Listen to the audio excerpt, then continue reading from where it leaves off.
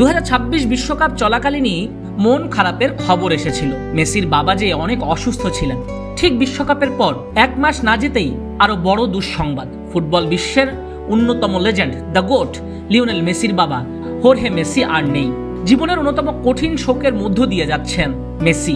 ইনফোবের তথ্য অনুযায়ী লিওনেল মেসির বাবা ও এজেন্ট হোর্হে মেসি শুক্রবার রাতে রোজারিওর একটি ক্লিনিকে মৃত্যুবরণ করেন। রাত প্রায় 10টার দিকে তার মৃত্যু হয়। তার বয়স হয়েছিল 68 বছর।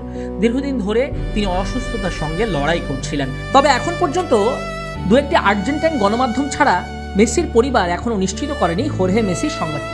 বহু বছর ধরে হোর্হে মেসি তার ছেলের ক্যারিয়ারের অন্যতম গুরুত্বপূর্ণ ব্যক্তি ছিলেন। মাঠের বাইরে তিনি এলএম10-এর বিভিন্ন বিষয় পরিচালনা করতেন। তার পেশাদার জীবনের গুরুত্বপূর্ণ সময়গুলোতে সবসময় ছেলের পাশে ছিলেন।